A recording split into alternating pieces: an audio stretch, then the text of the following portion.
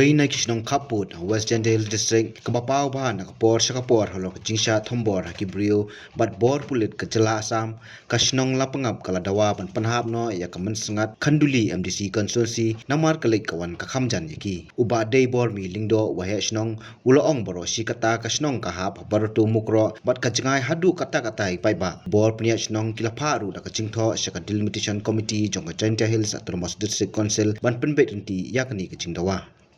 Khanduli mo bertemu. Khanduli bro. Gerasi bro. Mulai Khanduli mulai betul. Nagaling yung ikam ka dorbar Shnong ko da penman ni kanai ka arba santarik menawso arajar arso kawat maddo jo tongsan ai nagaling yung ikam ka dorbar Shnong ni kasi de jo ye ka majority no pajba da sur ka yung pajba hi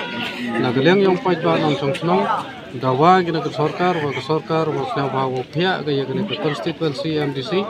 wa ga Lapangap to hap no ko segi than Khanduli ga bun sin I nagalang yung ikam ki Shnong hai ni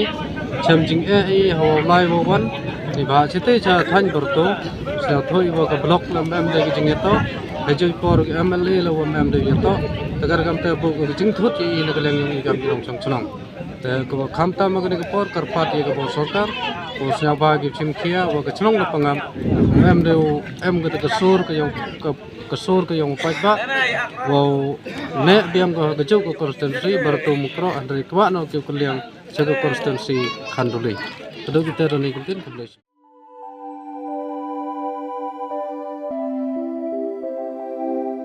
kon ba iet ngi ju shat jing ba man la kasngi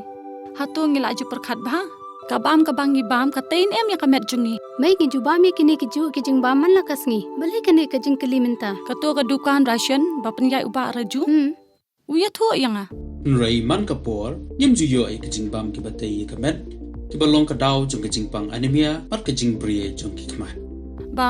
kumno ngan lai na kini ki jing stam kong